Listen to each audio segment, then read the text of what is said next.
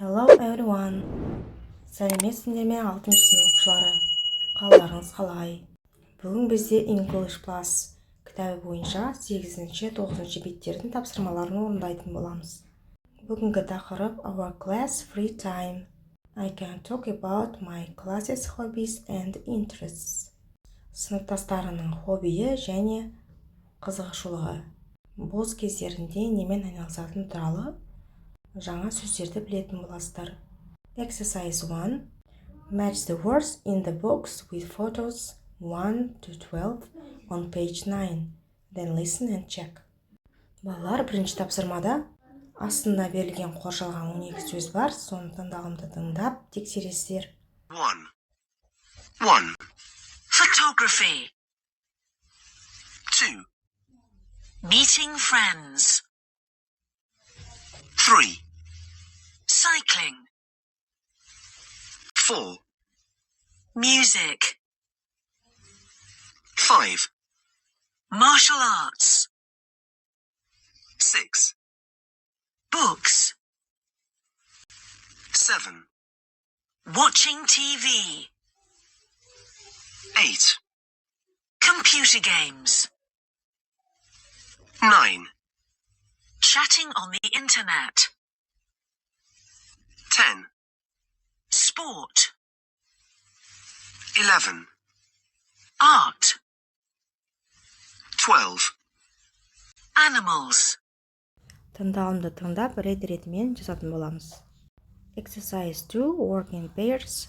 Do the our interests, our future. Questionnaire on page 9. Is the key correct for you? Екінші тапсырмада жұппен жұмыс. 9 бетке қарап, біздің қызығушылығымыз, біздің келешегіміз туралы сұрақтар қойып жауап беру. Мысалы, are you into meeting friends or chatting on the internet? I like meeting friends. Are you into to дегеніміз, сен құмарсың ба деп отырылады. Сен достарыңмен бірге болған қалайсың ба кездесуді, немесе интернетпен сөйлескен ұнайды ма? Қайсына құмарсың деп сұрап тұр. I like meeting friends немесе I like chatting on the internet деп айтуға болады. Are you into cycling or computer games? I like cycling. Are you into sport or art? I like art. Are you into photography or computer games? I like photography. Exercise 3. Study the key phrases, then listen to 6 sentences. Which key phrases do you hear?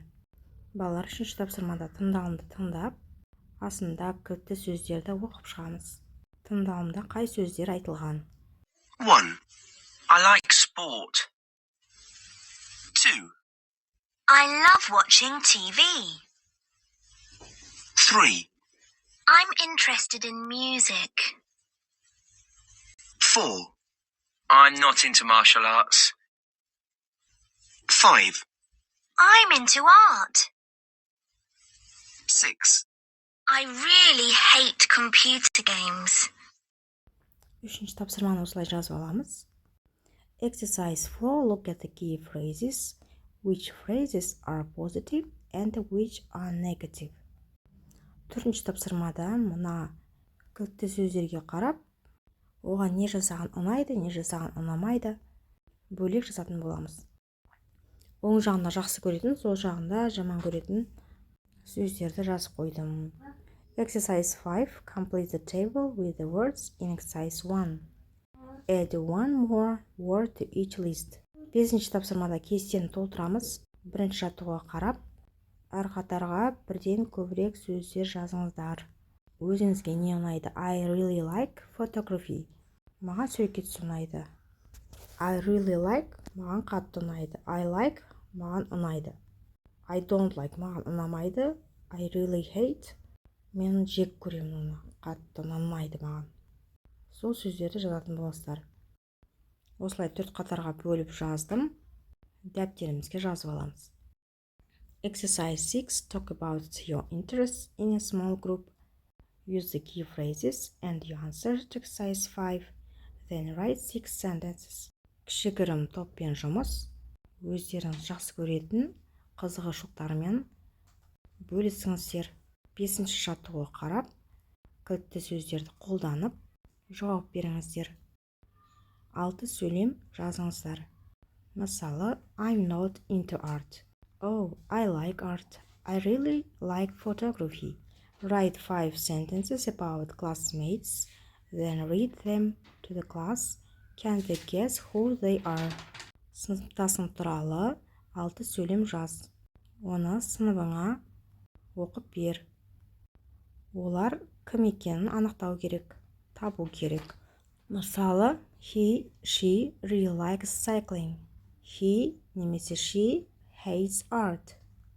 Ол нені жақсы көреді, нені жаман көреді. Соларды айтатын боламыз. Балалар, осылай дәптерімізге жазып аламыз.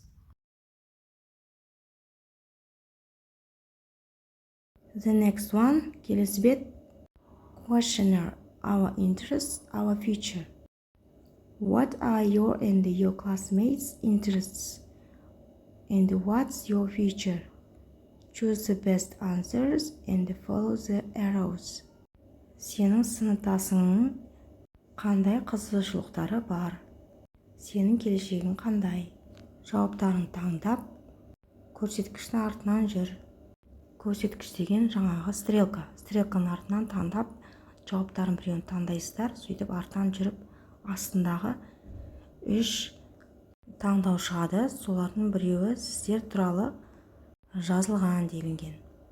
Бұл тест сияқты ойын. Ал енді жаңа сөздерді өтейік.